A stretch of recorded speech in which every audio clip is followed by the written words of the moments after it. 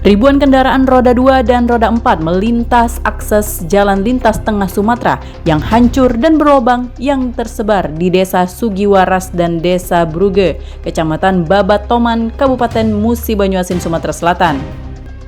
Tidak sedikit kendaraan terjebak macet di jalan yang hancur dengan kondisi jalan yang berlobang digenangi air, memicu rawan terjadinya kecelakaan dan menimbulkan kendaraan terjebak macet panjang.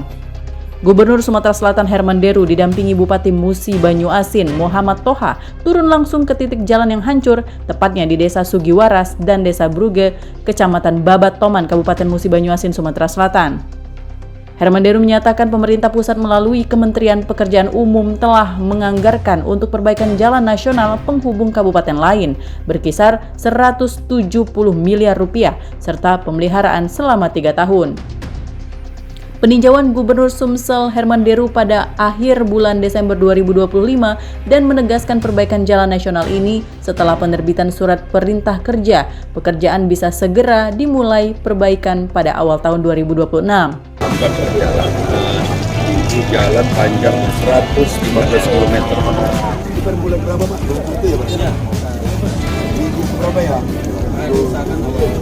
Awal tahun 2026 ini dikatakan kali ini perwakilan dari kontraktornya bahwa benar ini tender ya Pak? Ya. Nilainya 100 ribuan ya. Warga meminta agar pemerintah segera memperbaiki kerusakan jalan lintas tengah Sumatera karena kerusakan jalan sangat dikeluhkan dan mengganggu aktivitas pengguna jalan. Janji-janji baik Pak. Betul. Mobil banyak terbalik. Betul. Dari Musi Banyuasin sampai Lubuk Linggau.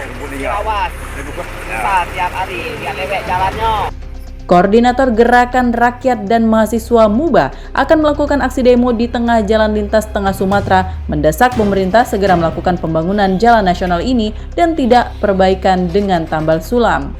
Akan menggelar aksi demo pada hari Rabu tanggal 24 Januari 2026 perihal masalah kerusakan jalan negara atau jalan lintas tengah yang berada di Kabupaten Musi Banyuasin dan Musirawas, terutama di Desa Sugiwaras dalam keadaan kondisi rusak parah, hancur lebur, bahkan banyak terjadi laka lantas.